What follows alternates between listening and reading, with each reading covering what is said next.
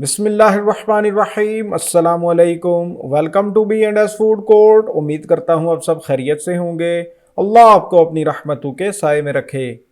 आज मैं आपके लिए लेकर आया हूँ बहुत ही स्पेशल आलू गोश्त की रेसिपी। जैसा कि आप जानते हैं कि आलू गोश्त सभी को बहुत पसंद होता है। वैसे तो आलू गोश्त बनाने के बहुत से तरीके हैं, लेकिन आज मैं आपके लिए ऑथेंटिक तरीका लेकर आया हूँ। मुझे यकीन है कि जिसको भी इस तरकीब से आप आलू गोश्त खिलाएंगे वो आपसे एक दफ़ा फरमाइश करके ज़रूर बनवाएगा।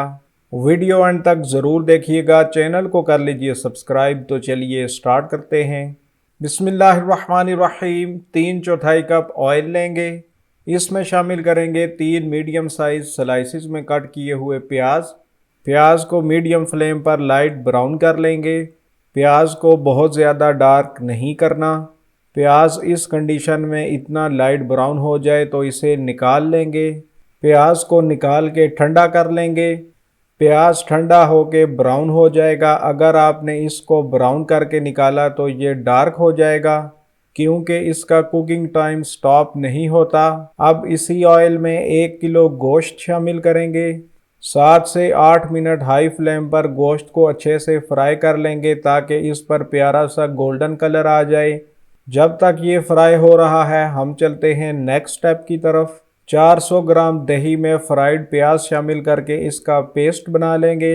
एक बाउल में लेंगे 2 अदद तेज़पात, 6 से 7 अदद सब्ज़ इलायचियाँ, 3 अदद बड़ी इलायचियाँ, 2 टुकड़े छोटे छोटे करके दालचीनी, 5 से 6 अदद लौंग, 2 फूल बादियान, 10 से 12 अदद साबुत काली मिर्चें, 2 टीस्पून साबुत सफ़ेद ज़ीरा और 1 फूल जवित्री।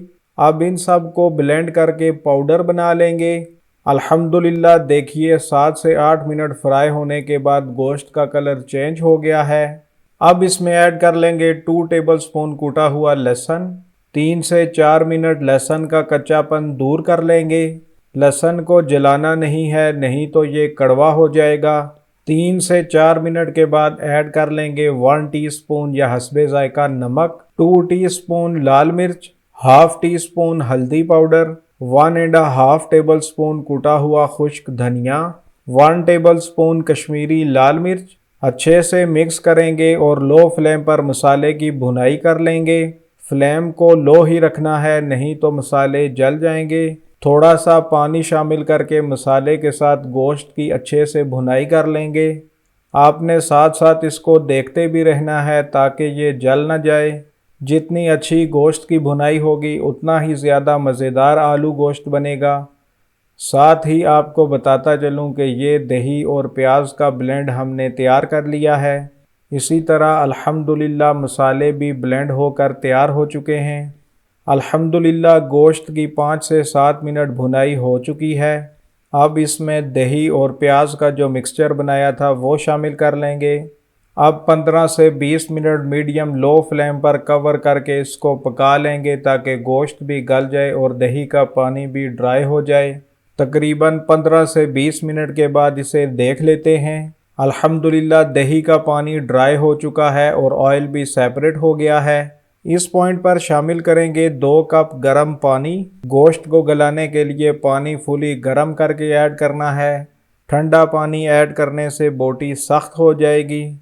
30 से 35 मिनट कवर करके लो फ्लेम पर गोश्त को 75% तक गला लेंगे।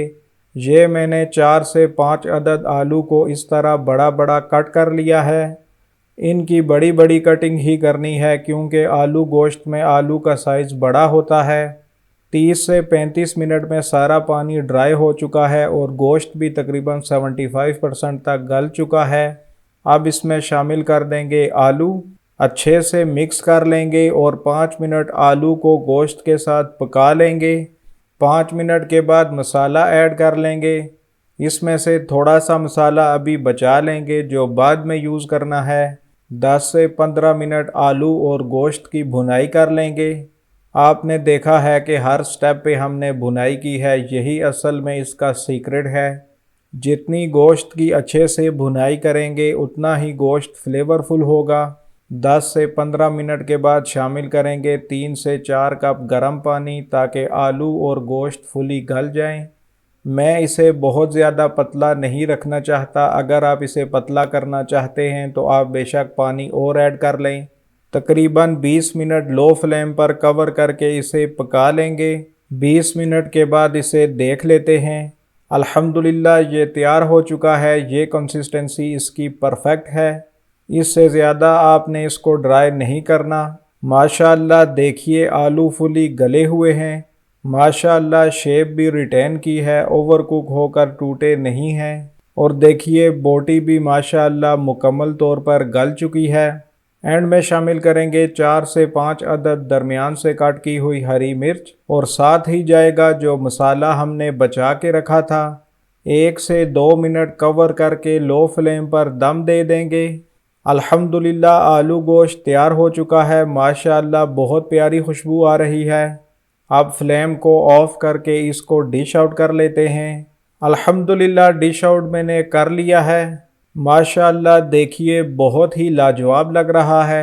माशाअल्लाह ये कलर और ये कंसिस्टेंसी इसकी परफेक्ट है। वीडियो पसंद आई है तो वीडियो को लाइक और चैनल को सब्सक्राइब कर लीजिए और साथ ही बेल आइकन का बटन भी प्रेस कर लीजिए ताकि हर आने वाली नई वीडियो का नोटिफिकेशन आपको बर वक्त मिलता रहे। वीडियोस को ज़्यादा से ज़्यादा शेयर करना ना भूलिएगा। तो चलिए टेस्ट कर लेते हैं। बिस्मिल्लाहिर्रहमानिर्रहीम। एक नवाला बना लेते हैं।